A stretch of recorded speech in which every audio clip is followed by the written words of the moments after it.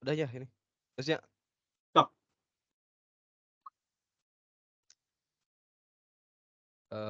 baik, assalamualaikum warahmatullahi wabarakatuh.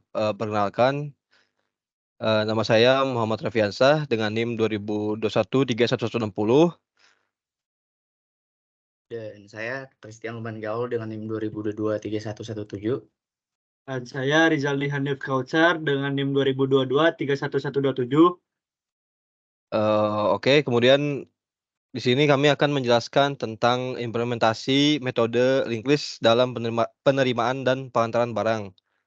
Yang pertama, pengertian implementasi linked list, yaitu implementasi metode linked list ini adalah proses mengubah konsep struktur data linked list menjadi kode nyata dalam suatu bahasa pemrograman.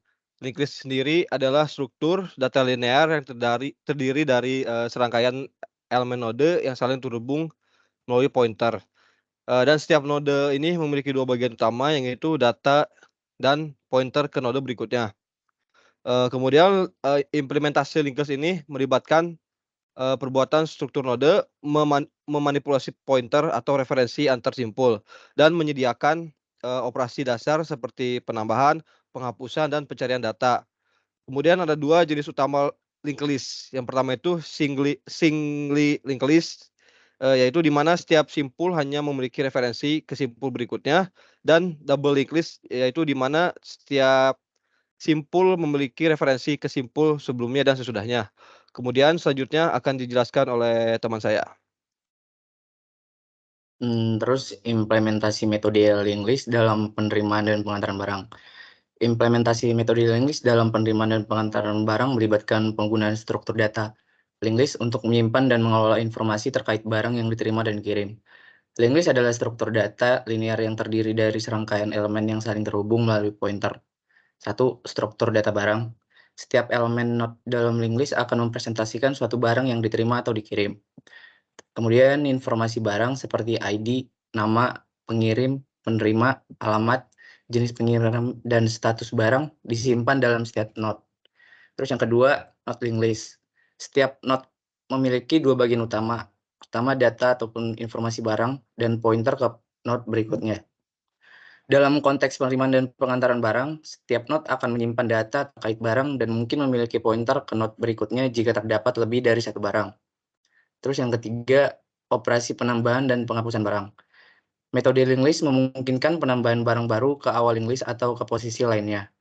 Penghapusan barang juga dapat dilakukan dengan menghapus node yang sesuai dari linked list. Yang keempat, penanganan urutan dan keadaan barang.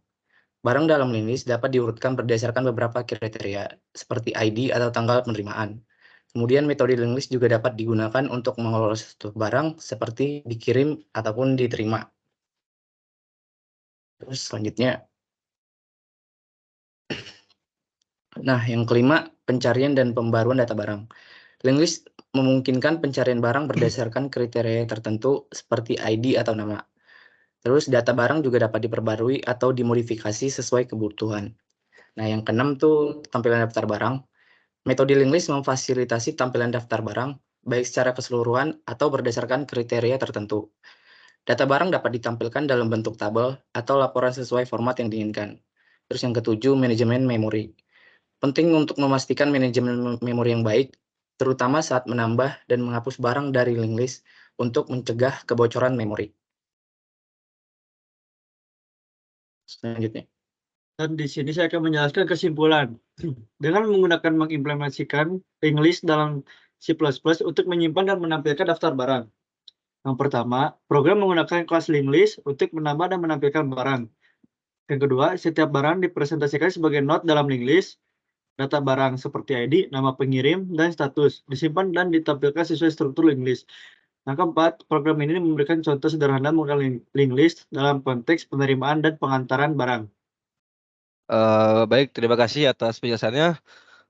Kemudian selanjutnya kami akan menjelaskan tentang codingan dari implementasi linked list ini.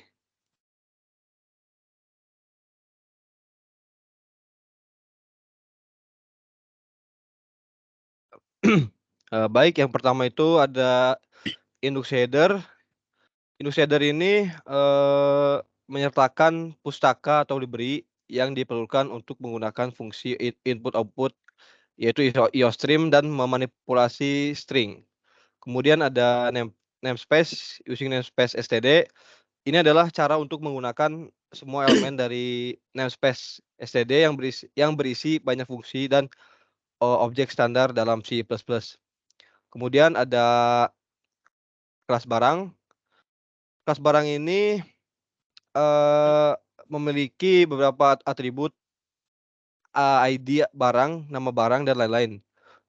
Untuk mempresentasikan data barang, dan terdapat 2 konstruktor, satu tanpa parameter dan satu dengan parameter yang digunakan untuk menginisialisasi nilai-nilai atribut.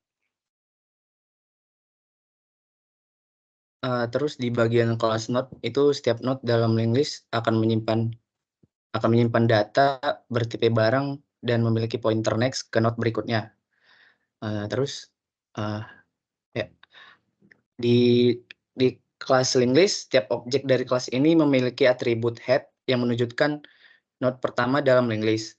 Terdapat 2 fungsi utama, yaitu tambah barang untuk menambahkan barang ke linked list dan tampilkan barang untuk menampilkan daftar barang.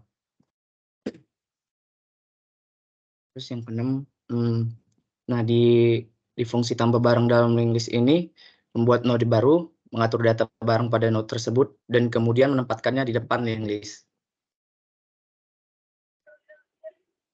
Yang ke-7, fungsi tampilkan barang dalam linked list.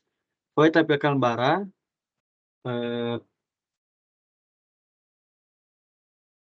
fungsi ini membalikan linked list menggunakan teknik iteratif dan kemudian menampilkan informasi setiap barang. Setelah itu, linked list dikembalikan ke keadaan semula. Yang ke-8, fungsi main. In main, linked list daftar barang 1, laptop, smartphone, ada daftar barang tambah 1 dan 2.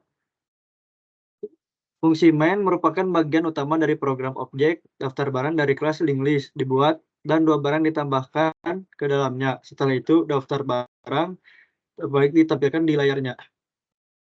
Dan ini hasil output-nya dari codingan ini.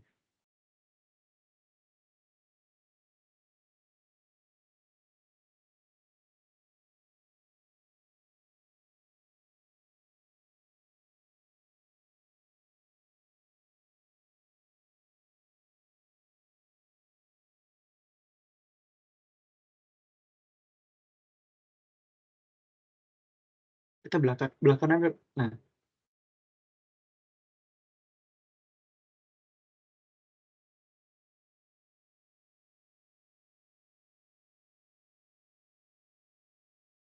ini dia hasil output dari codingan linked list. Ada daftar barang, ID barang 1, nama barangnya laptop, pengirimnya Rizaldi, penerimanya Revi, dan alamat penerimanya kos dia 42, jenis pengirimanya Express, status barangnya dikirim. Dan yang kedua ada ID barang 2, nama barang smartphone, nama pengirim Revi, nama penerima Tian, alamat penerima Haji Malik, jenis pengiriman regular, status barang diterima.